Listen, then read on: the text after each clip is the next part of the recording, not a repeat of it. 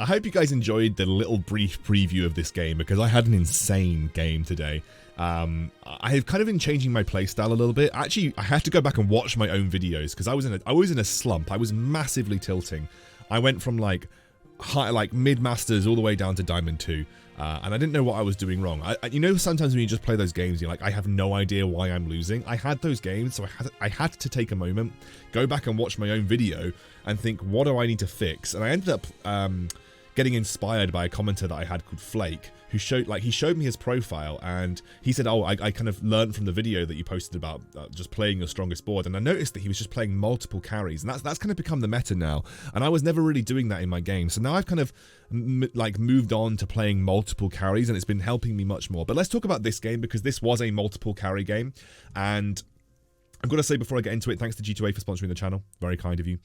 Let's get into how I built the early game. So what I will say, guys, is that I found a Jace very early on, and I got him from one of those loot bubbles. And what I'll say about Jace is that if you can pair him up with any old Vanguard, he's going to be so strong in the early game. And my early game looked a little bit like this. I had the Leona, the Jace, and the Darius. And then I also ended up just slamming a random rod on the Darius, which eventually ended up becoming a Rabadon's Death Cap. So that's what my early composition ended up looking like. Then what we ended up transitioning to was something that looked a little bit like this, where we had the two Celestial on with the Cassadin. Okay, so then this was kind of like what the mid game looked like. But I didn't really get many good items in the early game. And also the reason that I transitioned out of Space Jam was because, unfortunately, I wasn't finding many Xin Zhao's or Darius's or anything. I was finding a load of Jaces and Cassadins, which is fine, but you really want to hit the Darius's. Now, if any of you are interested about what the Space Jam composition looks like with the snipers, it looks a little bit like this. This is what the sort of the Space Jam sniper composition looks like, with Darius being your main focus. So if you want to play Space Jam with the snipers, this is what you do. However, I didn't really find many Darius's, nor did I find many Xin Zhao's. So I ended up culling those. And I ended up culling the Rakan, but I kept the Ashe and the Jhin around, and we made a transition. Why is Rabadon's Death Cap stuck to my... That's great, Rabadon's Death Cap. Ah, there we go, it's gone now. I ended up transitioning and putting the Rabadons and Ionic onto my Jace, who was 3-star, which, by the way, is making him insane. And then we ended up going into Wukong. We had... I'm trying to think what else we had here. We had a Karma. And for a long time, we also had a Mordekaiser, wherever he is. So this is what our composition looked like at level 7 for quite some time. We were just kind of running with this and seeing where it took us, right? We ended up then transitioning into the late game into a composition that looks a little bit like this. So we wanted to add in the Lulu. Where's the Lulu? We added in the Lulu. We dropped the Mordekaiser for a Xerath, even though he was just a 1-star, didn't really matter. And then we also added a Thresh. So our composition ended up looking something like this in the late game, and we had Jhin at 2-star, we had Karma at 2-star, we had her at 2-star, him at 1-star, 2-star, 2-star, and 2-star. And Jhin had the items, and the reason I made the transition is I found the perfect items for Jhin with the Deathblade and the Runan's Hurricane. Like, I just found those items, they popped up from the Krug round, and I thought, okay, this is about as good as it's going to get. Like, we're basically just going to run with this for my Jhin. And so we transitioned into this from the Space Jam because of the items that I found here. And I also gave him a QSS at the end as well. So my composition ended up looking a little bit like this, which is just a super strong version of Snipers, where I transitioned out of Space Jam. Now let's go through the game and talk about the decisions. Okay, so I started recording at 2:2 here, so I didn't record straight from the start, mainly because I forgot to click record. We were on Galactic Armory, and everyone got a Static Shiv and a Shroud of Stillness, which is one of the Galactic Armories that I don't mind, because at least everybody has like a kind of 2 useless items. Not useless, but like items that don't define compositions. One of the problems that I've had in the past with Galactic Armory is that the items define compositions a lot of the time. So right here, I was considering what to do in place of the Leona, but I decided that I didn't really need 3 Vanguards, and I thought that if I just added in an extra Graves here at level 2, he could help me deal with a lot of the Xayah players, a lot of people that were relying on Lucian in the early game. And so I ended up getting a win there, and also securing 10 gold by round 2-3, which was important because I wasn't choosing to level up there, so I was just looking to secure 10 gold by round 2-3. Like, I wanted the Darius with the rod. So I was initially going to play Space Jam this game because I had 2 Jaces early on. I found 2 Dariuses. A Darius with a rod as well is absolutely insane. So, you know, I've already got a rod on my current Darius. Like, that just gives me a free Rabadon's Death Cap, and all I need is 1 extra Darius to make it work. I actually was considering leveling up here. The reason I wanted to level up is I had the Darius with the rod on, and I thought, actually, that's pretty good. Like, you know, when you level up, you have to ask yourself, is there something that I'm putting on here? Like, there are reasons to level up, right? One of the reasons to level up is to increase your chances of rolling the right unit that you want. For instance, a lot of people like go to 7 to look for Kaels and Irelias and Jinxes, etc. In the early game, the question that you need to ask yourself is, what am I rolling for? Like, what am I looking for when I roll here? And for me, or rather, what's my reason for rolling? My reason for rolling there was because I had another Darius with a Rabadon, with a rod to put on. And that's actually quite a strong unit. So often you need to think about what kind of units that you can put on in the early game. Now, this is what I call a high roll, by the way. This is one of the more high roll games that I've had in recent times. The Darius 2 completed, the Jace 2 completed before stage 3, and I find an Aurelia to give me Mana Reaver alongside the rest of the Space Pirates that I've got. This could have very easily been, you know, many games for me. Like, I could have gone Irelia Death Cap here. I could have just picked up the Irelia to go for a very early Irelia 2, which I actually think I probably should have done in hindsight, but in my eyes, I was going Space Jam, and Irelia doesn't feature in Space Jam, so it was a waste of money. This is where things changed, though. I got a Runan's Hurricane and a Deathblade. And that like, very few of these items are actually good for Space Jam. And I've already used up a lot of the items in my game. Like, if you think, I've already got 2 items from the first... I've already got 2 items, so I've got the Rabadon's Death Cap. And I've already got another 4 on my bench, which means that I'm only really due a maximum of 5 or 6 more. And by that point, Space Jam will be falling off. Like, I want Space Jam to... I want my Space Jam to be peaking in the mid-game. And then just using my HP advantage that I get from the mid-game to carry me to the late game.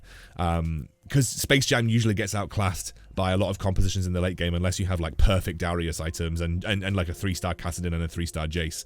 So I wanted to like snowball off this into like a really strong mid game. I just didn't really have the units for it.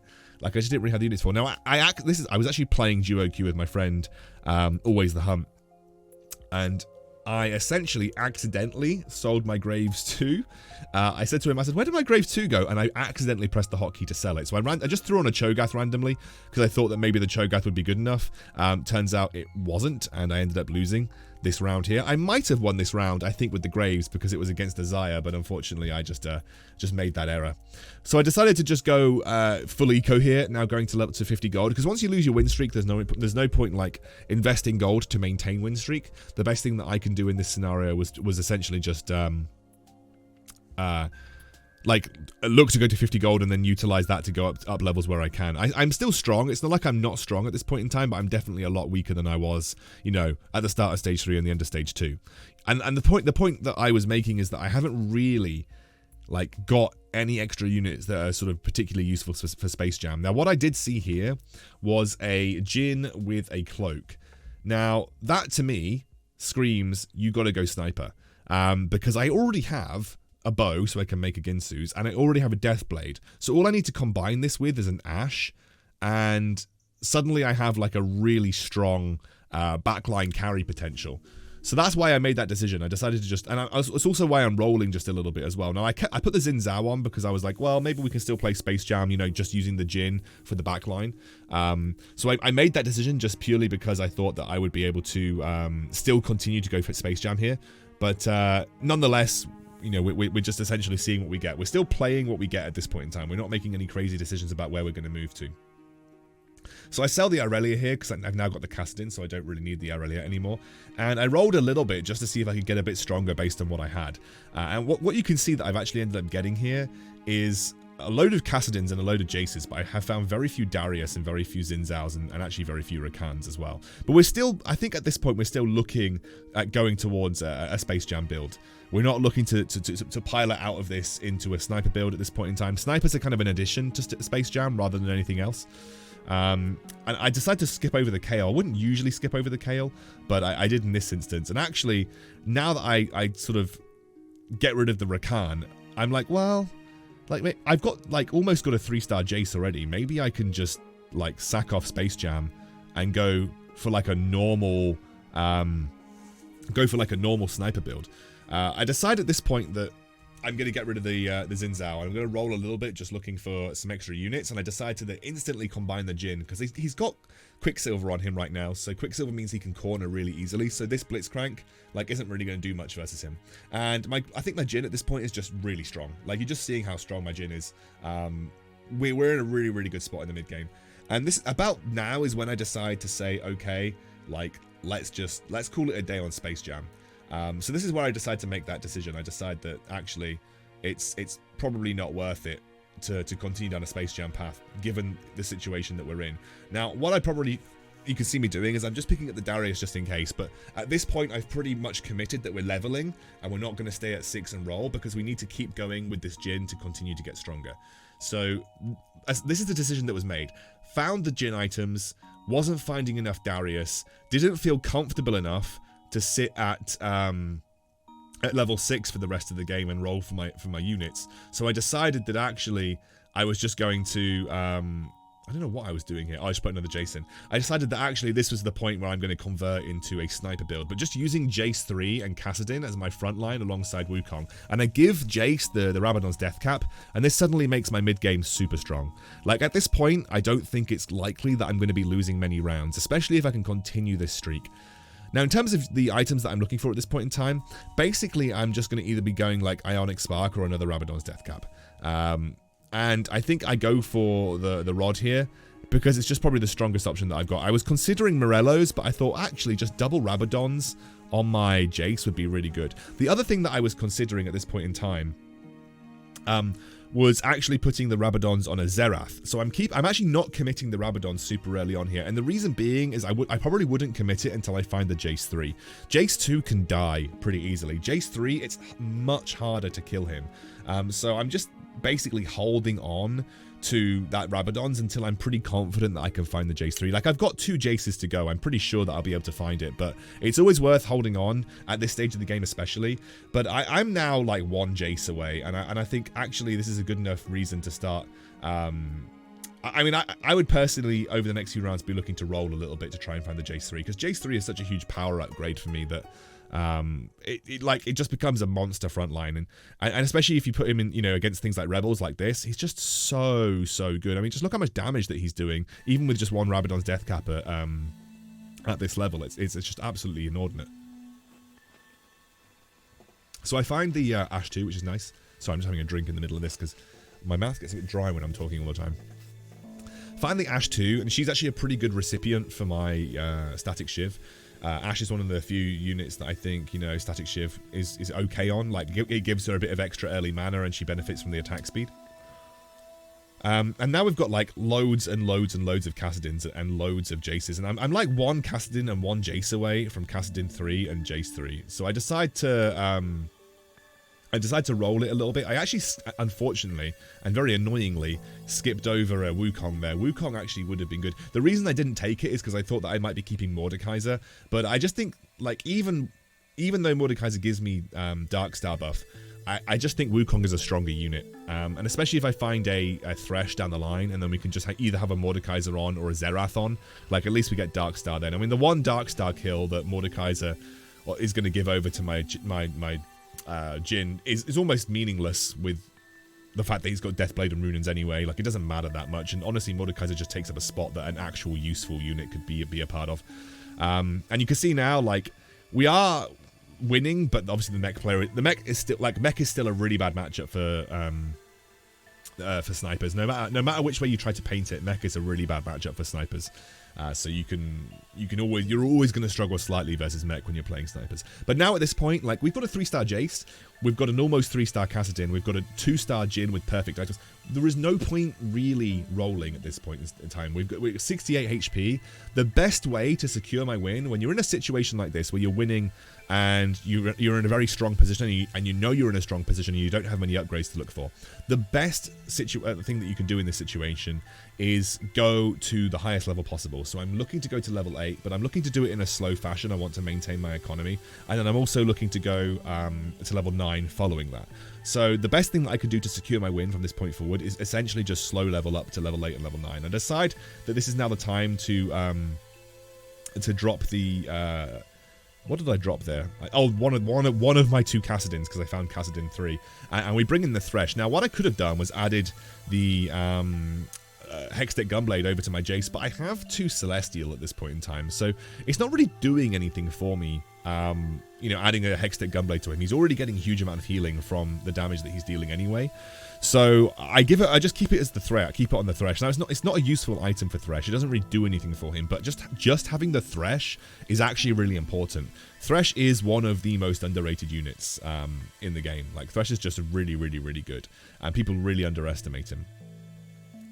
I'm ignoring the Wukong again for the time being. Not really sure why. I think buying the Wukong is obviously he's just a really good Vanguard to have alongside Jace, but I guess because I still want to maintain that Darkstar buff. Darkstar doesn't, again, like Darkstar doesn't actually mean that much at this stage.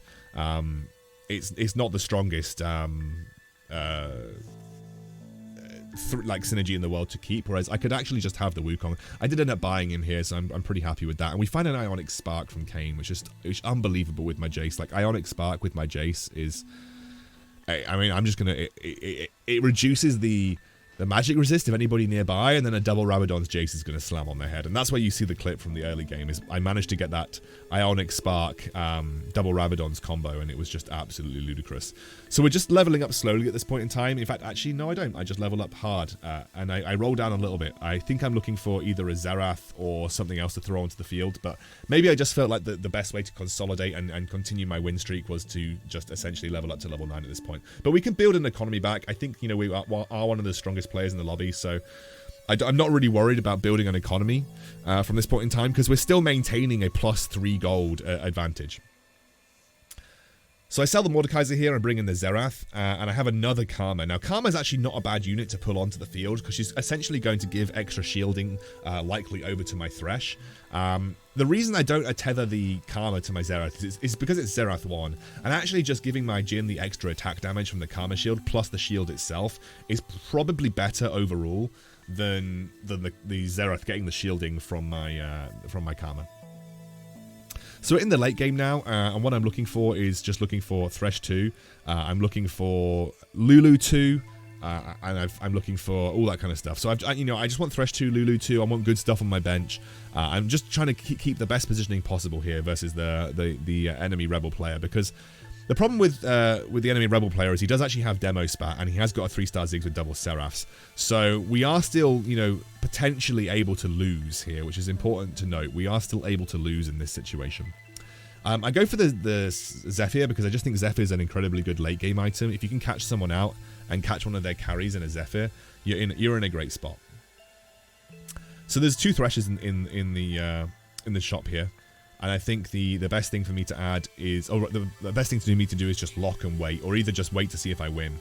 And I'm holding the Zephyr until the last moment to see if I can catch something, and I end up catching his Jinx with my Lulu. And that's I would say that catching someone's Jinx with your Zephyr is actually a pretty good result. Now, I don't win hard enough to end up ending the game right there, but we're in such a strong position right now that I don't really envision us losing the game. And what I'm doing is just trying to, like, the ideal person to catch is his Ziggs. Like, the ideal person to catch is his Ziggs. I see him moving his units over at the last moment, and we unfortunately just about mistime or rather misplaced the Lulu Zephyr, but we ended up winning anyway pretty hard, and that was the game. That's how strong snipers alongside Jace can be. Plus Jace as a carry, like, really, really good if you get the right items for him. Cool, see you soon.